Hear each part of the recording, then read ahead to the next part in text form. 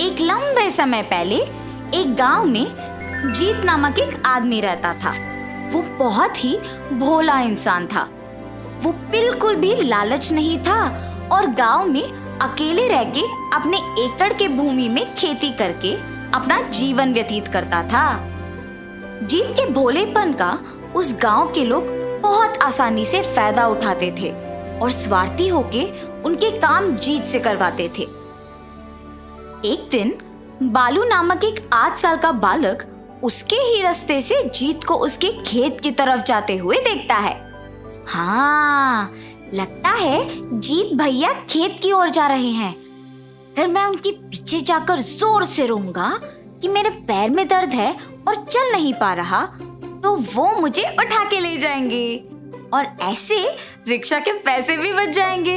हाँ, और उसकी सोच के अनुसार, भगवान मेरे पैर, मैं चल नहीं पा रहा। बालू के चीखों को सुन के जीत उसके पास जाता है। क्या हुआ बालू, क्या हुआ तुम्हारे पैर को?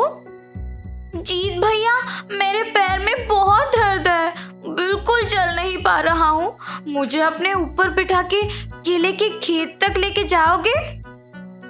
अरे रे, जरूर बालू, आओ मेरे कंधे पे बैठो। मगर तुम्हारा खेत तो दूसरी तरफ है ना? कोई बात नहीं, तुम्हें छोड़कर चला जाऊंगा। और ऐसे बालू को अपने कंधों पे बिठा के उसे केले के खेत में छोड़ देता है। फिर वापस उसके खेत तक चल के जाता है। जीत का भोलापन देख बालू सोचता है, बेचारा जीत भैया, ये अगर ऐसे ही रहेगा तो न जाने कैसे जिएगा। और बालू की तरह उस गांव में बाकी लोग भी जीत के भोलेपन का फायदा उठा के उसे घर के सामान मंगवा के, नारियल को पेड़ से कटवा के और खेत के काम करवाते थे। ऐसे तरह तरह के काम करवाते थे, मगर किसी को भी जीत की परवाह नहीं थी। उसे कम से कम ये नहीं पूछते कि वो कैसा है या उसने कुछ खाया कि नहीं। सिर्फ अपने स्वार्थ के लिए उससे बात करते थे और इस कारण जीत को उसके खेत के काम करने के लिए कोई समय नहीं बचता था। अरे रे, आज भी दिन पूरा बीत गया। कल मुझे खेत के काम करना होगा। बारिश तो कुछ ही दिनों में शुरू हो जाएगा और मैंने तो अब तक बीजों को भी नहीं बोना। कल ये सब काम मुझे खत्म कर लेना चाहिए, वरना इस साल तो फसल नहीं मिलेगा मुझे। और ऐसे फैसला करता है। मगर अगले दिन जीत के नींद से जागने से पहले ही जोर का बारिश शुरू हो जाता है और इस वजह से उसके बीजों का बोना तो होने से ही रहा। जीत इंतजार करता है कि कब बारिश रुकेगा, मगर वो नहीं रुकता है। नदी के किनारे जब वो एक पेड़ के नीचे बैठकर बारिश के रुकने का इंतजार करता है, तब उसे उस नदी में चमकते हुए कुछ नजर आता है। उसे पकड़ में लेकर साफ करके देखने पर वो और भी चमकता है। हाँ, ये तो सचमुच सोना है। नदी के प्रवाह में सोना मिलना तो आश्चर्य की बात है। ऐसे जीत अपने मन में सोचते ही रहता है कि एक देवता प्रकट होकर एक बूढ़ी औरत के अवतार में बदल के जीत के पास जाती है। बेटा, दया करके दान करो बेटा, अकेली हूँ और बहुत भूख लग रहा है। अरे रे माता, मेरे पास तो पैसे नहीं हैं। हाँ, मगर ये सोना लीजिए, इसको आप बेचो तो आपको बहुत पैसे मिलेंगे और आप खुश रह सकते हैं। जीते रहो बेटा। और वहां से चली जाती है। फिर वही देवता वापस एक छोटे बालक के रूप में बदलकर जीत के पास आती है। जीत भैया, आप ही सोने के पत्थरों के लिए इधर ही हर रोज आते हो? मुझे तो सिर्फ एक ही मिला। मुझे पता भी नहीं है यहाँ सोने के पत्थर मिलते हैं। पर तुम्हें कैसे पता? ये एक रहस्य है, मेरे अलावा और किसी को नहीं पता।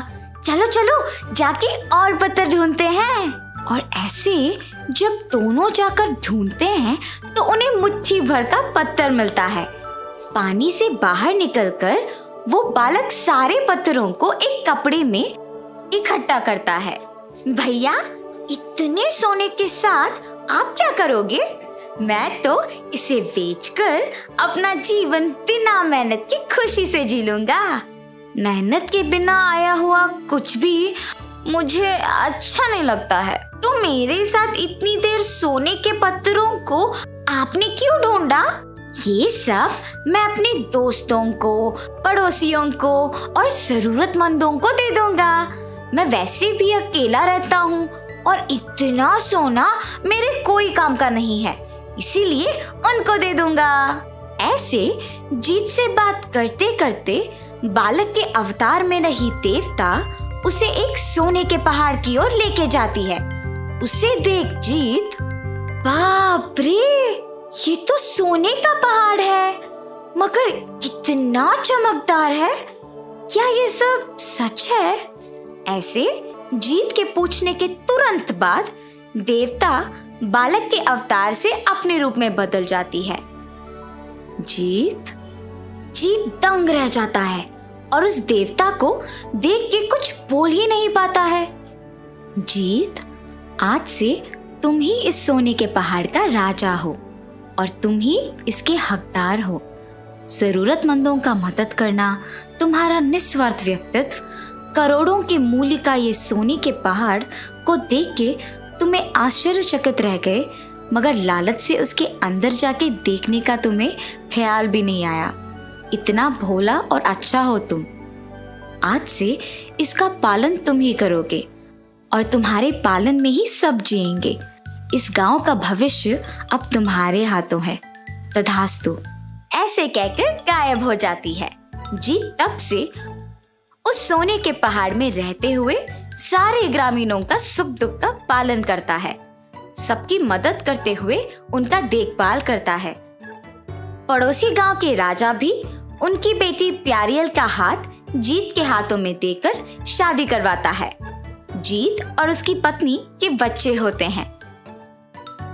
जीत के राज्य का पालन में सभी सुख संपत्ति से जीते हैं। तो इस कहानी से हमने क्या समझा? किसी के भोला होने का ये मतलब नहीं है कि वो बेवकूफ हैं, पर ये है कि वो दिल के अच्छे हैं। अच्छे लोग अच्छाई के हकदार होते हैं।